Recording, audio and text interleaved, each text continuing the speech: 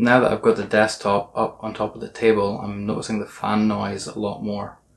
My first thought was it was either going to be the case fans or the CPU cooler. But the case fans, if you hold your finger on them and stop them, the sound's still there. The CPU cooler I replaced recently with a Darkrock 4, which is, it's almost dead silent. If you're running a CPU benchmark or you're encoding video, you barely hear it. The only one I can't get to stop is the PSU, so I'm presuming that's where the issue lies. I'm also getting horrible coil whine every time you play a game. It's only present for the first 20 minutes, but it is horrible.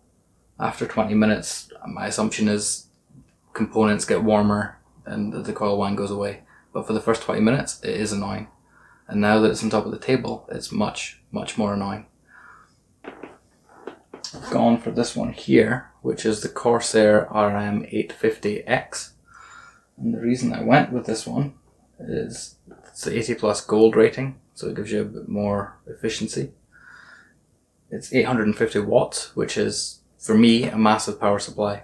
If you look at what I'm actually drawing, even during gaming, it's probably less than 500, 450 maybe. But this gives you the headroom if you want to expand in the future. If the new 3000 series Nvidia cards need more power, it's there. And it also has a 10-year warranty, which is fantastic. The fan actually has a low noise or no noise mode, and it doesn't come on until it reaches a certain wattage. And even then, it's 10 decibels. You shouldn't even hear it. If it does pull over 600, I think, we'll have a look later. If you pull 600, it does crank up the fan a lot more. But at that point, your graphics card's going to be spinning, your CPU fan's going to be spinning. It's not going to make that much of a difference. Let's open the box, see what you get inside, and then we can swap it out and hopefully make this PC a bit quieter. Let's have a look inside.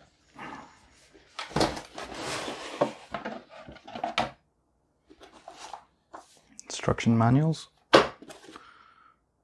Important information, apparently. Cable ties, it's always handy. Power cable.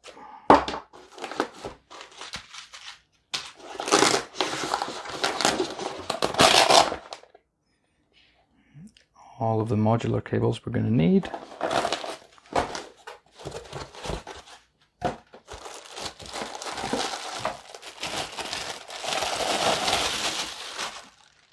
And of course, the most important part.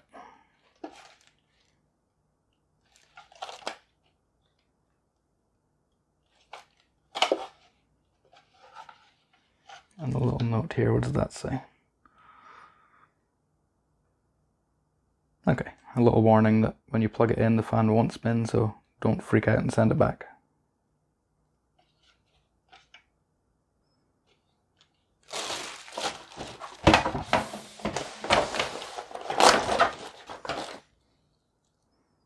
Some PCIEs, more PCIEs, SATA power,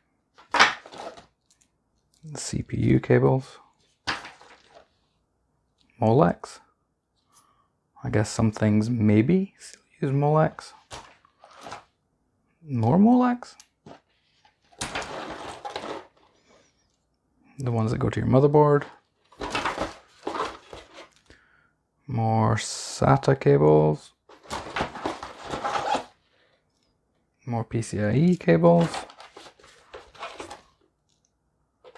And the additional set. So in these ones you get 2 of the CPUs, the EPS cables, for if you have more power hungry CPUs. I'll go ahead and take a quick recording of the sound as it is at the moment, just the standard fan noise, and then also the coil whine we've been getting. I'll then swap over to the new PSU, record again, and fingers crossed the fans will be a lot quieter, and there should be no coil whine. At the moment, all we're hearing is wind noise from the fans inside the system. I'm going to click on the main screen of Warzone, which is normally enough to get the noise going.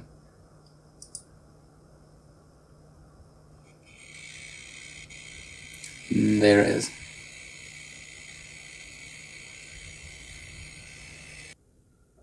Now we're picking up the fan noise again.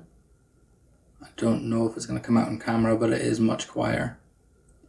I'm now going to click into the title screen of Warzone again.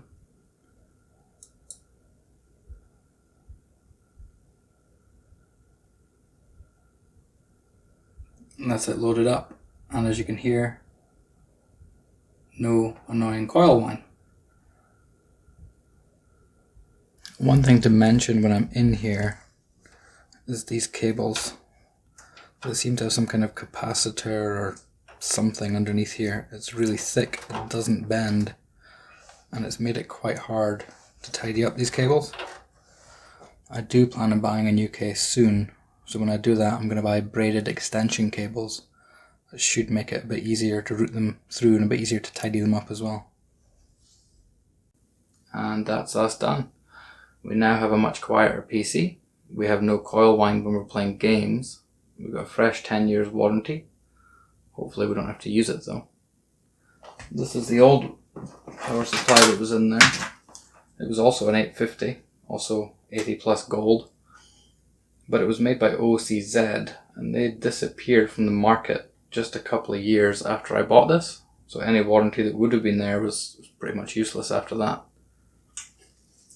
I did take some pictures going along, and I'll get them up on the screen now. It was 44 decibels before we made any changes. And after we made the change to the new power supply, it was 37 decibels. It doesn't sound like much of a difference, but when it's right on it's on your desk right in front of your face, it's a big difference, trust me. I'll get the graphs up on screen that I spoke about earlier too.